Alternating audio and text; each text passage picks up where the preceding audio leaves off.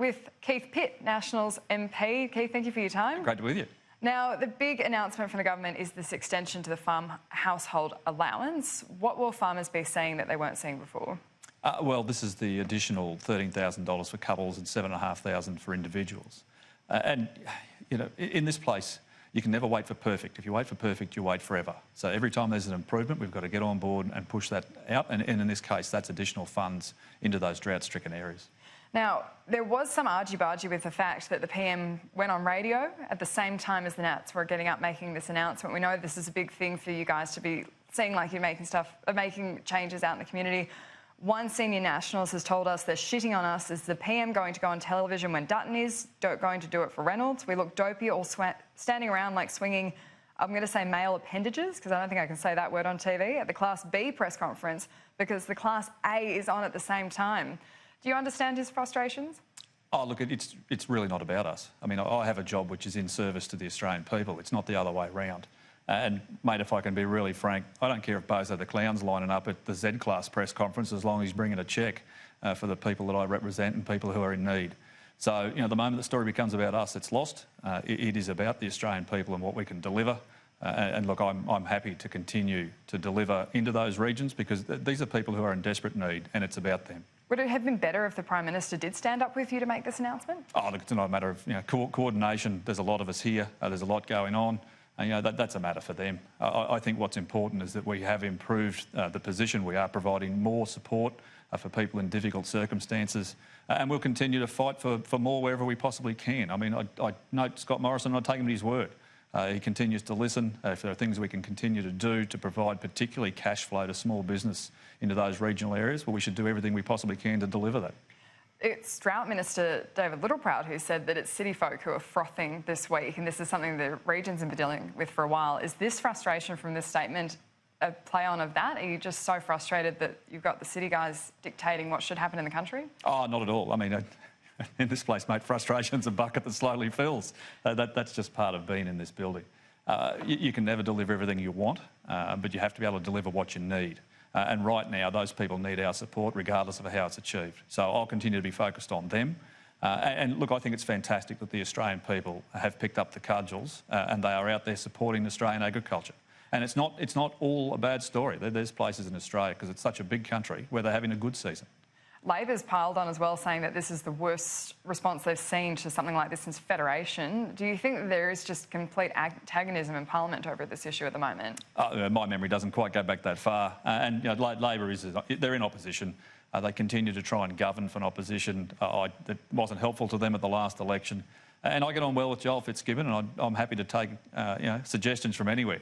It doesn't really matter where those things come from, as long as we get to deliver them for the people that matter. And right now, they are those drought-stricken families in particular in regional Queensland and New South Wales and other areas. It was the last sitting week that we had Joel Fitzgibbon almost at Michael McCormack's throat and vice versa in question time. Why do you think this has gotten just so volatile between the parties trying to deal with drought? Oh, look, I think Joel's a passionate guy, and I recognise that, and good on him, and that's what we need in this place. But he's also someone who's gone to his own party to say they need to move their position and got absolutely slammed by the factions inside the Labor Party. And long may it continue, because if they don't listen to Joel, they'll continue to be in opposition.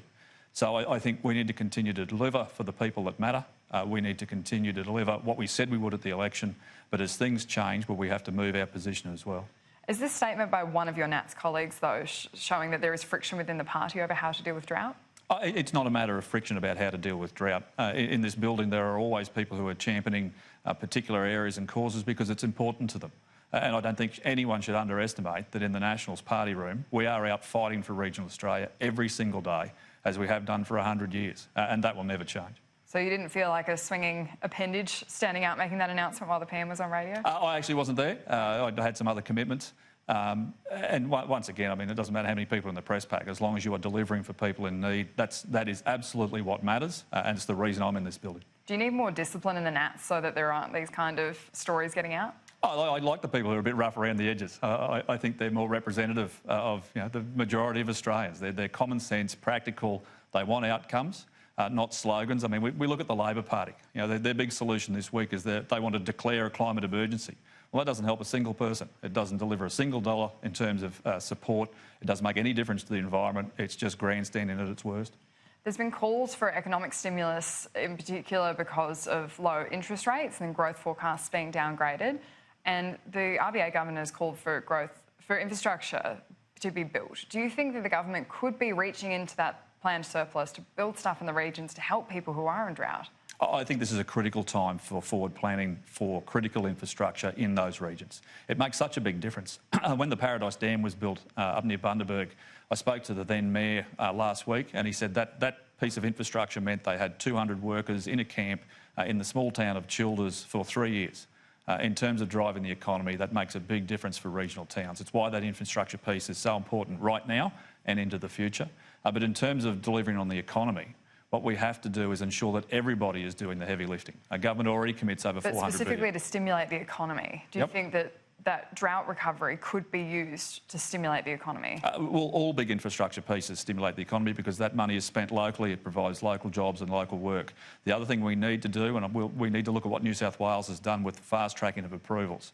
In my view, right now, we should be reviewing all of the environmental approvals for projects which are in those regional areas. We need to fast track them, put the resources to it, and ensure that those projects, through private business and others, get underway as soon as possible, because we all need to contribute when it comes to the economy. Is that something the Nats would be putting to the government? Is that something you or any of your colleagues have said to the government, like, we need to stimulate the economy, so let's go through the regions? Well, no, we are the government, mate. Yeah. So, this is something. This is a discussion that we have over and over with our colleagues across the board. Obviously, we're working closely with senior ministers, the PM and the DPM, about how we drive more dollars into regional towns in the long term.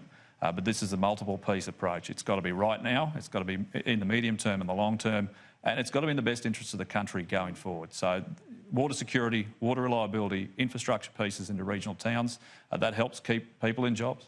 Keith Pitt, thank you for your time. Great to be with you.